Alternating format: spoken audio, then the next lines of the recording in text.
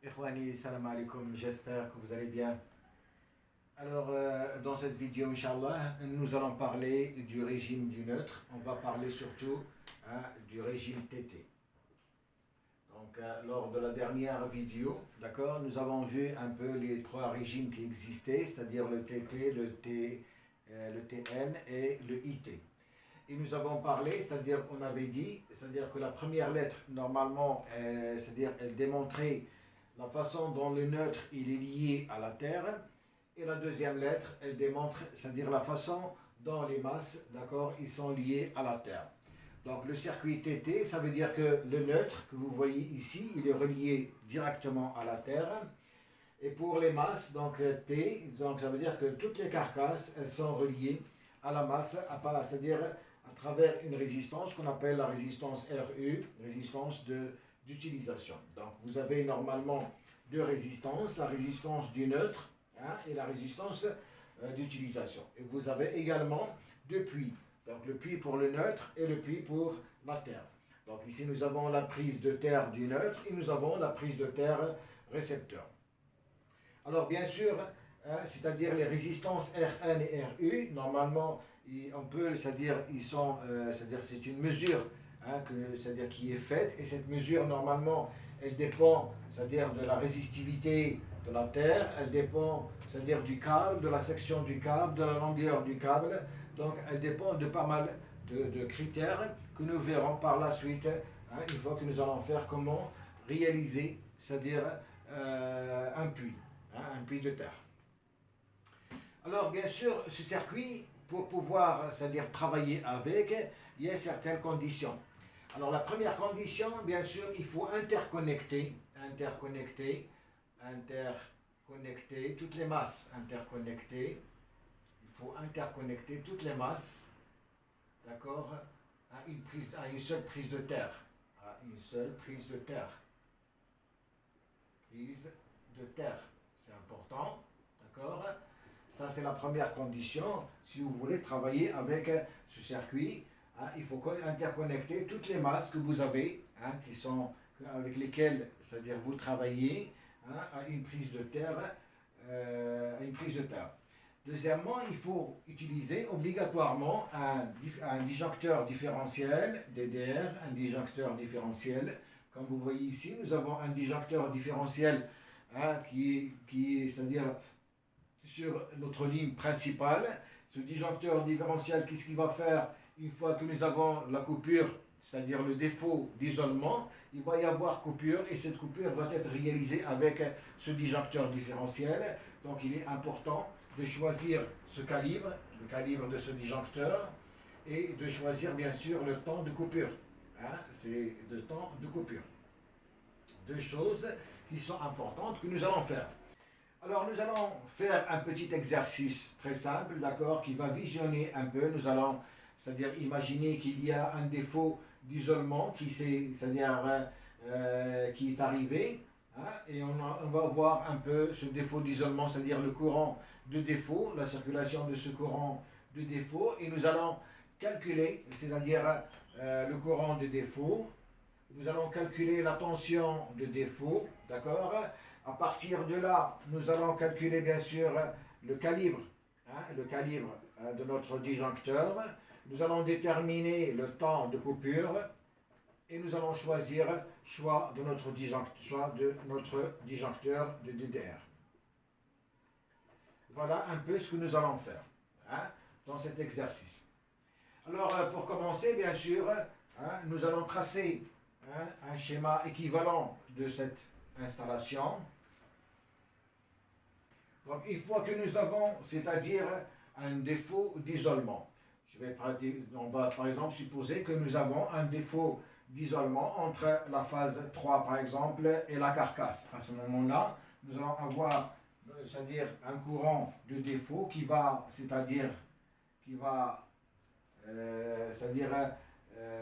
passer dans la masse, dans la carcasse de la machine, et ce défaut d'isolement, bien sûr, il va partir par le conducteur PE du neutre, de la terre, le conducteur PE, et ce courant, bien sûr, il va traverser la résistance RU, et il va partir dans le sous-sol, c'est-à-dire dans la terre, il va traverser également la résistance Rn, hein, et il va partir dans le neutre.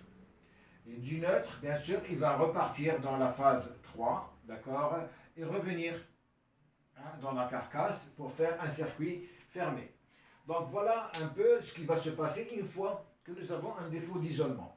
Et le défaut d'isolement, normalement dans un circuit, c'est-à-dire dans un régime TT, il y a, c'est-à-dire coupure instantanée une fois que nous avons le premier défaut.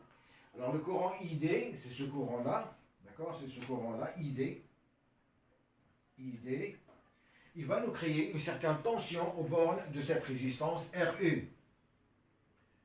Une tension UL, que nous allons appeler UL.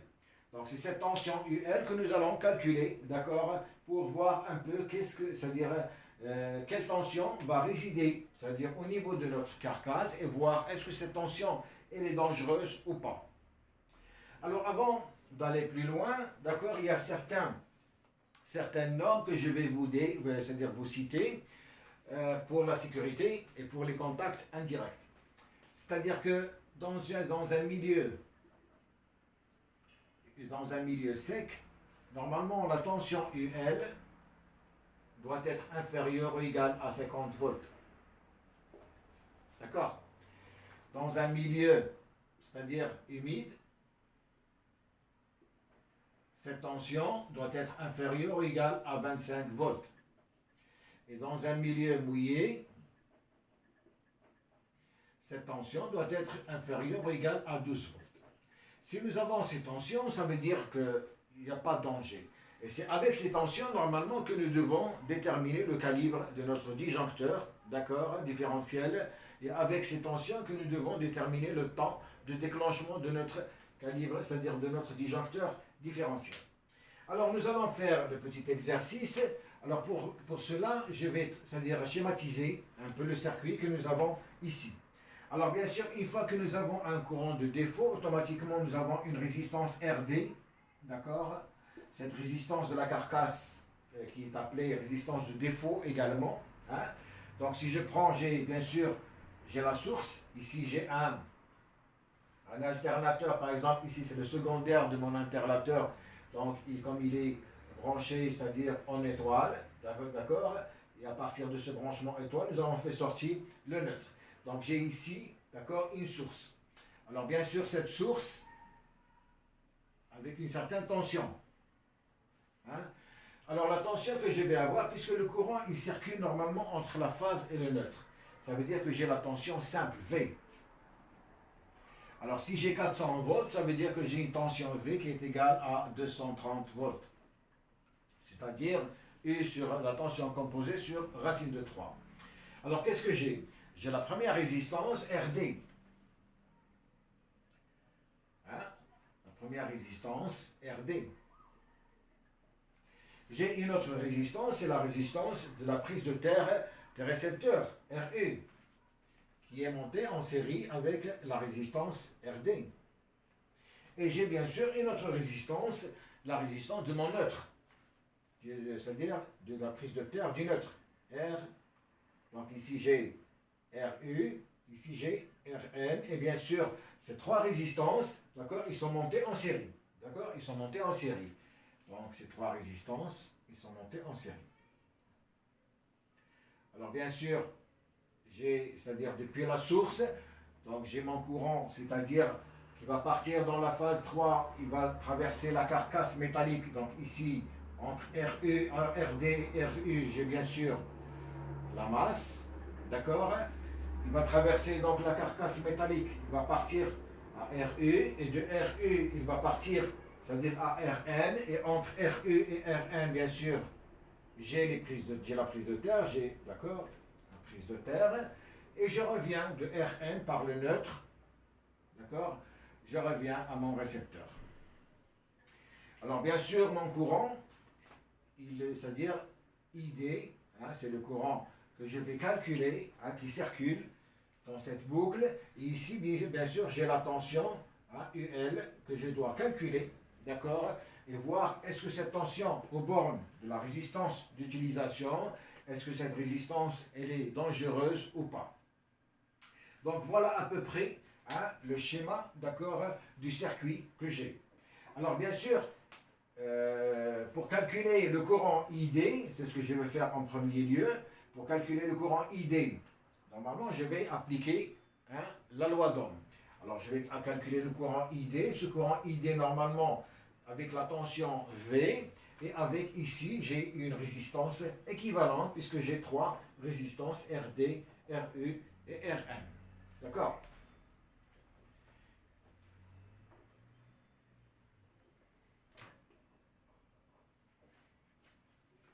Donc, ID, le courant de défaut, va être égal à la tension V sur la résistance équivalente.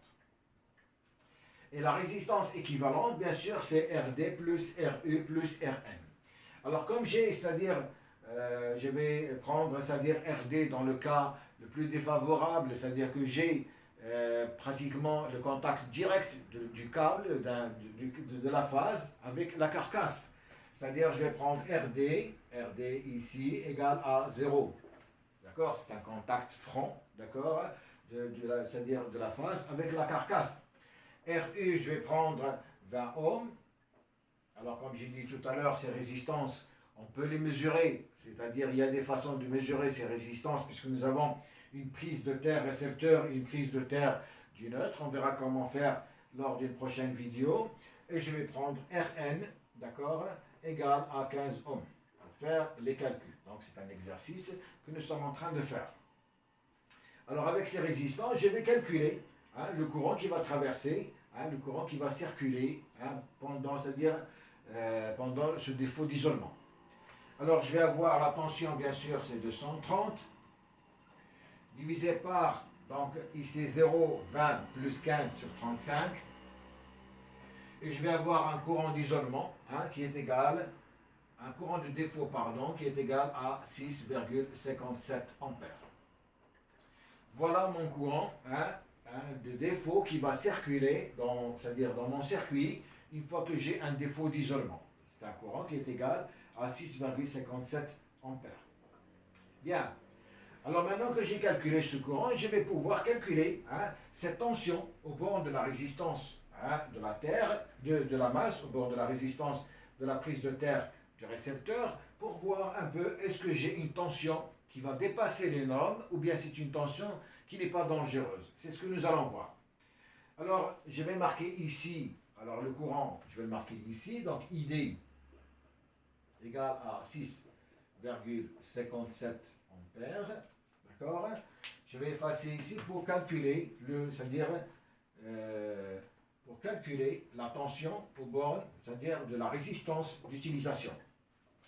Alors toujours à partir de la loi d'Ohm, donc je vais avoir U, L, qui va être égal à I, que j'ai calculé I défaut, qui multiplie la résistance U, RU, d'accord? Parce que je suis en train de chercher la tension au bord de cette résistance.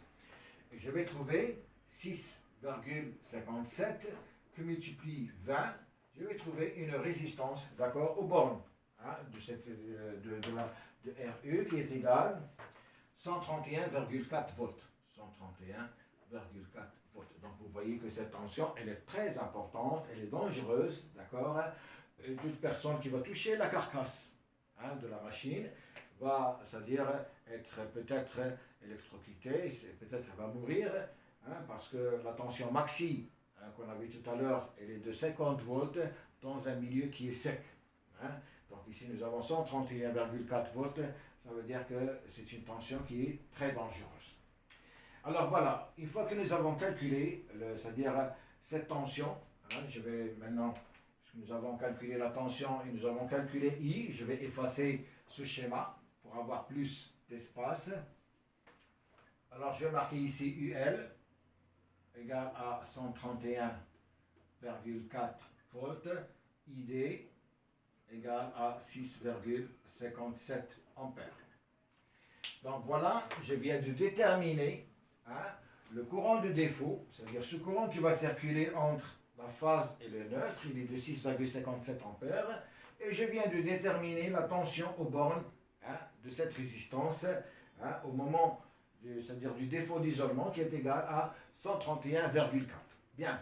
Alors maintenant, je dois calculer le calibre de mon disjoncteur, puisque ce disjoncteur, normalement, il doit disjoncter, hein, il doit couper le courant, hein, une fois que nous avons, c'est-à-dire ce défaut d'isolement, il doit couper rapidement, c'est-à-dire avec un certain temps.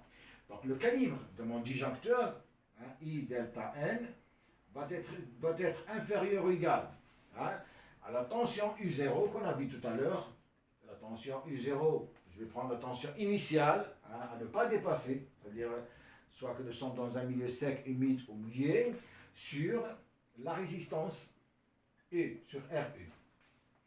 Donc je vais supposer que nous travaillons dans un milieu sec, donc c'est-à-dire je vais prendre c'est-à-dire U0 égale à 50 volts. Hein, je vais prendre, c'est-à-dire le milieu sec, un milieu sec. Je travaille dans un milieu sec. Je vais prendre 50 volts comme tension, hein, U0. Et je vais calculer, c'est-à-dire le calibre de mon disjoncteur, I delta N, qui va être inférieur ou égal à 50, divisé par 20 ohms, c'est-à-dire la valeur de RU qu'on s'est imposé tout à l'heure, et nous allons trouver un calibre, c'est-à-dire de 2,5 ampères.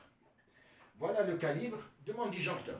Ça, nous sommes en train, c'est-à-dire de voir un peu, c'est-à-dire quel calibre que nous avons. Alors bien sûr, en fonction de ce calibre, hein, je vous présente ici un tableau. Je présente un tableau qui donne, c'est-à-dire en fonction, hein, de la tension que nous avons trouvée, cette tension-là, UL, en fonction de la tension UL, elle vous donne, c'est-à-dire et le régime que vous avez, elle vous donne le temps. Par exemple, en alternatif, et vous avez ici, pour le régime TT, si vous avez, c'est-à-dire une tension UL entre 120 volts et 230 volts, ici nous avons 131,4, donc on se trouve bien dans cette fourche. À ce moment-là, nous allons avoir, c'est-à-dire un temps de coupure qui est égal à 0,2 secondes si on est en alternative. Donc ici, hein, nous sommes en alternative. Si vous êtes dans des circuits continus, elle est de 0,4 secondes. Donc nous allons prendre 0,2 secondes, c'est-à-dire le temps, voilà le temps de coupure égal à 0,2 secondes, ou si vous voulez 200 millisecondes. Donc voilà, c'est-à-dire les données que je vais prendre pour mon c'est-à-dire disjoncteur. Je vais prendre un calibre inférieur ou égal à 2,5 ampères et je vais prendre un temps de coupure, d'accord, égal à 200 millisecondes. Donc ça, c'est ce que j'ai trouvé par calcul. Et c'est ce que j'ai trouvé ici, d'après le tableau que je vous ai présenté. Bon, maintenant, nous avons normalement des calibres qui sont standards, hein, pour les différents disjoncteurs. Nous avons des calibres de 0,03 ampères, calibre de 0,3, nous avons 1 ampère, d'accord, et nous avons 3 ampères, et nous avons, je pense, 10 ampères. Donc ça, ce sont les calibres standards que vous pouvez trouver, d'accord, sur les différents disjoncteurs. Alors, je vous présente un autre tableau. Alors, un autre tableau, qu'est-ce qu'il montre? Il montre ici la sensibilité, d'accord, du calibre en ampères. Alors, voilà, c'est les données que j'ai écrites tout à l'heure. Vous avez 0,03, 0,3, 1, 3 et 10 ampères. Alors, bien sûr, ici, vous avez la temporisation en millisecondes. Hein. Vous avez le retard intentionnel et vous avez le temps total de déclenchement en millisecondes. Alors nous allons prendre, bien sûr, puisqu'on a dit que I delta N doit être inférieur ou égal à 2,5 ampères. Donc ici sur le tableau, qu'est-ce que nous avons? Nous allons prendre 1 ampère, c'est la valeur, d'accord? Puisque 3 c'est supérieur à 2,5, 1 ampère c'est ce qui va correspondre à ce que j'ai trouvé par calcul. Donc je vais prendre un calibre c'est-à-dire de 1 ampère, 1 ampère d'après le tableau que je viens de trouver ici. Et puisque j'ai, c'est-à-dire un temps de coupure qui est égal à 200 millisecondes, hein, je vais voir le tableau. J'ai ici, c'est-à-dire le temps total de déclenchement en millisecondes. Donc ce que j'ai 140 millisecondes qui est inférieur à 200. 300 c'est supérieur, donc je vais choisir 140, un temps de coupure de 140 millisecondes. Donc voilà, c'est-à-dire, si je récapitule pour mon disjoncteur, je vais prendre un disjoncteur, d'accord, c'est-à-dire, je vais prendre un disjoncteur avec un calibre I delta N égale à 1 ampère, et le temps de coupure qui va être égal à 140 millisecondes. Voilà, je viens de choisir, c'est-à-dire le disjoncteur différentiel que je vais pouvoir installer ici, d'accord, qui va pouvoir couper instantanément, c'est-à-dire avec 140 millisecondes, c'est-à-dire 0,14 secondes, en 0,14 secondes, il va couper et ce disjoncteur différentiel il va avoir un calibre de 1 ampère. C'est bon. Donc voilà un peu comment est-ce que vous pouvez déterminer, d'accord, ce disjoncteur différentiel que vous allez placer sur votre circuit TT. Chose qui est importante. Donc le circuit TT nécessite disjoncteur différentiel obligatoire. Bien sûr, vous pouvez avoir plusieurs disjoncteurs différentiels, c'est-à-dire répartis dans votre installation pour faire une certaine sélectivité. Donc vous allez prendre c'est-à-dire le disjoncteur le plus sensible, vous allez le mettre, c'est-à-dire en aval, et puis vous allez monter jusqu'en haut avec un disjoncteur différentiel avec une sensibilité un peu supérieure à la sensibilité la moins faible, la plus faible, pardon. D'accord? Donc voilà un peu, on a vu un petit exercice concernant ce régime TT.